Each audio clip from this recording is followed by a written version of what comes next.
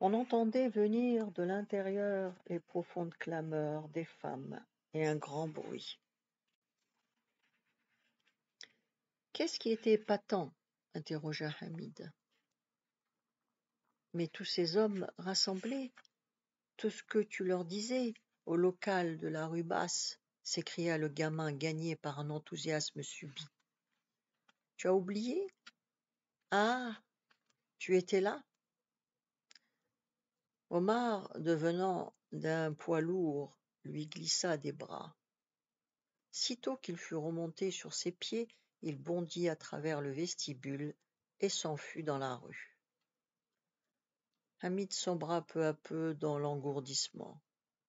Il entendait des cris. Un frémissement imperceptible le traversait de part en autre.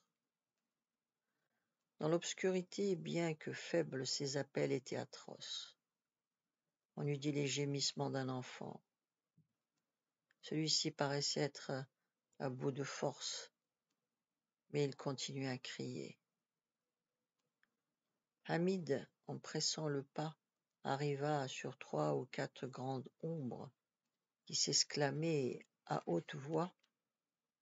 « Tiens, dit l'une d'elles, dis que tu n'aimes pas ça. » Une plainte s'éleva. Les hommes marchaient au milieu de la chaussée. La rue était déserte à cette heure de la nuit. Ils ne paraissaient pas se soucier de la pluie. Hamid crut un instant que c'étaient des militaires. Leurs chaussures résonnaient sur le pavé. Ils s'approchaient d'un lampadaire et leurs silhouettes se dressaient, de plus en plus grandes. « Hé, vermine, attrape ça !» reprit l'un d'eux. Hamid vit nettement cette fois les 3 individus se renvoyer comme une balle, ce qui lui sembla être un enfant. L'un lui donnait un coup de pied, l'autre un coup de poing, ou bien encore un coup de genou. Traîné par terre, c'était à peine si l'enfant soupirait. Il n'avait plus la force de se soulever. Les hommes, avec des éclats de voix, tentèrent de se le relancer. « Saloperie !» injuria l'un des 3. Ils l'entraînèrent le long de la rue. À quelques mètres de là, le groupe fut violemment éclairé par le gros œil du lampadaire. Hamid entrevit le garçon, un cireur ou un porteur de ceux qu'on voit en grand nombre courir dans les rues d'Alger. Il était étendu par terre. Ses vêtements entièrement en lambeaux étaient trempés de boue et maculés de taches noires. Les 3 individus s'immobilisèrent et l'examinèrent. Muets une seconde, ils parurent hésiter. Puis l'un d'eux ricana. « Si celui-ci crève, il y en a d'autres, des millions, des ratons. C'est pas ce qui manque dans le pays. » Et il donna un grand coup de pied à l'enfant jeté par terre, qui ne criait plus, ne gémissait plus. Ils recommencèrent ensemble à malmener cet être qui semblait mort. « Arrêtez !» s'écria Hamid, et se précipita sur eux. « Qu'est-ce qu'il a fait? À nous, rien. C'est tous les autres qu'on voudrait nettoyer. Alors on commence par celui-là. » « C'est un bicot, » coupa un second. « Tiens, fit le premier. Il veut peut-être qu'on lui apprenne à vivre. Laissons l'autre. Tu vas y passer. À toi le tour. » Se rapprochant de lui, d'un air faussement aimable, celui qui parla le dernier prit le revers du veston de Sarraj entre le pouce et l'index et le dévisagea sous le nez. Les 2 autres s'avancèrent. « Du beau gibier, fit le premier. un évolué. Il se prend pour un civilisé. Hamid s'arracha violemment à l'emprise. Il revint ensuite, lancé à toute force. D'un coup de front dans la poitrine, il envoya celui-ci par terre. Le type poussa un « han » profond et s'étala sur la chaussée avec un bruit mat. Il ne se releva pas. L'un de ses acolytes s'éloigna en criant à perdre haleine.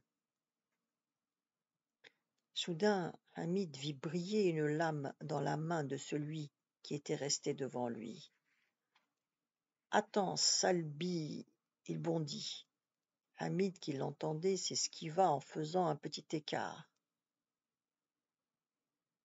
L'autre, soit que son élan, n'ayant rencontré rien qui le retint, le porta brutalement en avant, soit qu'il buta contre un pavé, trébucha et s'éloigna et s'allongea sur le sol en poussant un hurlement. Hamid le surveilla. L'homme se releva, mais il fut agité par de brusques secousses. Et Hamid se mit à rêver. Resté nu et désarmé, il allait dans la nuit et il rencontrait les esprits méchants qui le harcelaient et le raillaient. Tous ces fantômes suivis des outrages qu'ils avaient infligés aux hommes avaient un nom très nocturne pour l'Algérie. Non pas des morts, mais des fantômes. Et l'homme que le sommeil, la souffrance, à moins que ce ne fût autre chose, avait terrassé, était piétiné par eux au passage. Il disait, lui, les salauds, et il leur laissait son corps humilié, dépouillé, accepter comme une gloire leur offense. Le froid était intense, comme une lumière congelée. Son oreille perçut quelque chose. Il cria « Qui va là ?» Autour de lui, des millions de petites flammes se mirent à briller, mais en même temps, il semblait qu'elles fussent éteintes. « Ah, je vois, se dit-il, je suis dans un lunapark. » Tout de suite, en dessous de lui, une voix fit « Hé ! Quelqu'un ?» dit-il. Il chercha attentivement. La nuit retomba sur les lorgnes mignons qui brûlaient, et il ne vit rien. « Quelqu'un » cria-t-il encore. « Hé !» répondit la voix. « Hé !» dit-il. « Quoi ? C'est tout ? » « Hé !» répondit la voix de nouveau. Il décida de la chercher et se leva. Puis, à la voix. « Qui êtes-vous ? demanda-t-il. « Vous êtes le laveur des morts ?» La voix répliqua. « Non, je suis l'agent. » La voix résonna, lointaine. Cette fois-ci, ce furent les âmes des morts qui donnèrent de la lumière, mais on y voyait goutte, en tout cas, pas plus que tout à l'heure. « Vous êtes sans doute de garde ici. » L'agent de police rit. « Non, dit-il, je me repose. »« Comment ? Dans un lunapark ? » ?»« C'est un endroit calme et reposant, » dit l'agent de police. « Les tombolas aussi sont belles. »« Alors vous êtes venu ici pour vous recueillir ? » ?»« Non, répondit l'agent. Ce ne sont pas mes morts, ce sont des morts faits par d'autres. Moi, j'en ai pas encore. Je n'ai que des vivants pour l'instant. Je pense fortement à eux. Savez-vous comme il est facile de faire un mort d'un vivant ? Le sort de mes vivants me préoccupe beaucoup. Parmi tous ces morts, Il n'y en a pas un qui ne soit à vous? C'est étonnant. Mais quoi? Dans toute cette foule de morts, pas un? L'agent plaisanta. C'est une bonne blague, hein? Je parie qu'il y en a à vous. Il y en a peut-être plus que vous ne le pensez. L'agent de police convint. À vrai dire, il doit y en avoir un peu à tout le monde. Quant à moi, vous devez en avoir plus que d'autres. Dites la vérité. Pas plus que d'autres? J'entends bien, vous. Ah, dans ce cas. Un temps le policier parut se ressaisir. Comment est-ce possible? Lança-t-il. Eh oui, il n'y a que les bâtards pour avoir honte. Je ne vous comprends pas. Eh, alors vous me comprendrez de moins en moins. Ce que je vous dis pourtant est parfaitement clair. Il n'y a que des bâtards, j'ai bien entendu. Que voulez-vous alors? Eh bien, je ne comprends toujours pas. La réponse parvint sous forme d'un cri jailli du fond de la nuit. Comment est-ce possible? L'agent de police observa. Et alors? Il poursuivit. Tous les hommes sont comme ça. Moi, quand j'étais enfant, un hurlement zébra l'obscurité filigineuse. Vous, un enfant? Pourquoi pas? Demanda l'agent. Pourquoi n'avoir pas été un enfant avant de devenir un homme? Qu'est-ce qu'il y a d'étonnant à ça? Aucune réponse. Pourquoi avez-vous crié?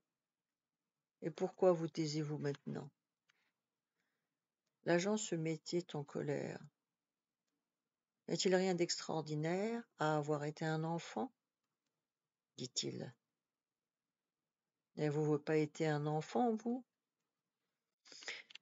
Le plus profond silence accueillit ces paroles. Rien d'extraordinaire, en effet. La voix revint enfin, renaissant du fond de la nuit. Mais vous, dit-il encore, quoi moi? Un enfant qui a eu faim? Un enfant qui a couru pieds nus dans la boue glacée? Et alors? Après un moment, l'agent ajouta. Nous avons bien commencé tous par être des enfants. Je ne comprends pas. Tenez, par exemple, dit l'agent de police, le jeune Omar. À ce moment précis de l'obscurité s'éleva un hurlement plein de rage. Le jeune Omar? Pourquoi gueulez-vous? Demanda l'agent de police. Il n'y a rien d'extraordinaire à connaître un jeune garçon qui s'appelle Omar, le pauvre garçon. Mais Omar est un enfant que je connais. Ah, bien, dit l'agent. Mais c'est tout? Vous mentez, hurla la voix soudain. Vous mentez, vous mentez. Vous ne connaissez pas. Ce n'est pas possible, un garçon qui s'appelle Omar. Vous êtes en train de mentir. Non seulement de mentir, mais de vous moquer de moi, de me tromper, en me faisant croire que vous connaissez un garçon du nom de Omar. Vous tentez de me tirer les vers du nez, ou vous leurrez. Ce serait en vain que vous me diriez que vous connaissez ce garçon. Vous êtes un agent de police, même si vous n'êtes plus maintenant qu'un esprit. Et je crois que vous ne l'oubliez que trop. Vous ne pouvez pas avoir connu Omar. Comment? Moi? Dit l'agent. Vous. L'agent de police rit. Eh, fit-il. Permettez, je vais vous raconter une histoire à vous précisément, qui êtes agent de police.